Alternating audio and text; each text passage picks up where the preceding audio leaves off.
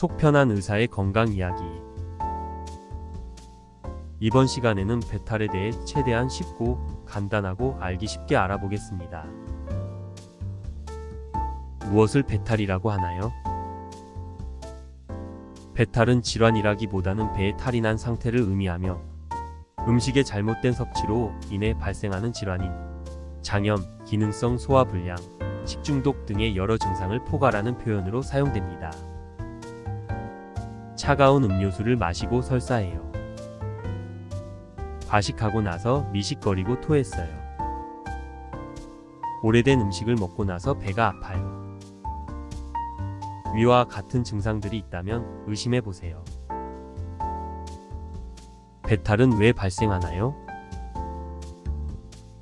변질된 음식물을 먹고 발생할 수도 있고, 정상적인 음식물을 먹었어도 급하게 먹거나 많이 먹거나 음식물이 장에 너무 자극적인 경우에도 발생할 수 있습니다.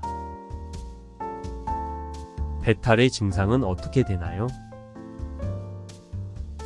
배탈 났을 때 발생할 수 있는 증상은 다양하지만 흔하게 발생하는 증상으로는 구역, 구토, 복부 불편감, 복통, 설사, 발열, 두통, 어지러움 등이 있습니다.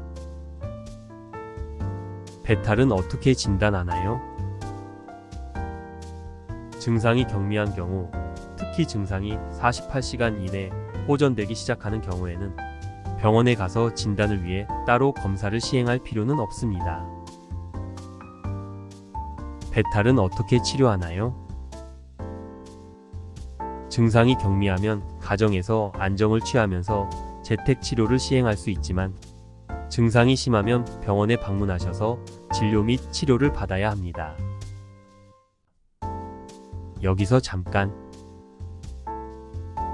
재택 치료 시 어떤 것들을 시행해야 하나요? 재택 치료 시 다음과 같은 사항들을 참고하시기 바랍니다. 이것은 중요하니 꼭 기억해 두세요. 음식물 섭취를 주의해야 하며 자극적이고 기름진 음식, 차가운 음식 등은 피해야 합니다. 부드럽고 소화 잘 되는 죽 같은 음식을 소량씩 먹는 것이 좋습니다. 미지근한 물을 소량씩 자주 마시는 것이 도움이 됩니다.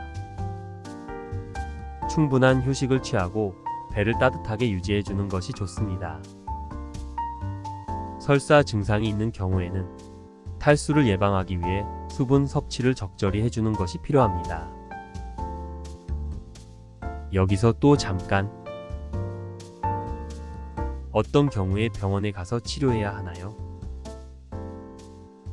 배탈의 증상이 심한 아래와 같은 경우에는 반드시 병원에 내원하여 치료를 받아야 합니다. 이것도 중요하니 꼭 기억해 두세요.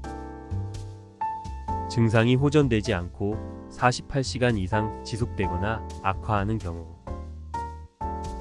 구역, 구토 증상이 심해 먹거나 마실 수가 없는 경우, 복통이 심하거나 38.5도씨 이상의 고온이 있는 경우, 노약자이거나 중증의 기저질환이 있는 경우,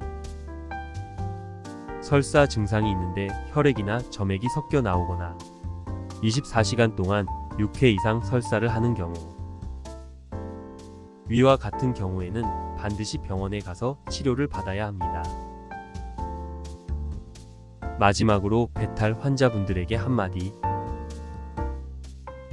배탈은 대부분의 경우 큰 문제 없이 회복되지만, 증상이 심한 경우에는 병원 진료가 필요하기 때문에 어떤 경우에 병원에 방문해야 하는지를 잘 숙지해 주세요. 속 편한 의사가 언제나 응원합니다. 언제나 건강합시다. 지금까지 속 편한 의사였습니다.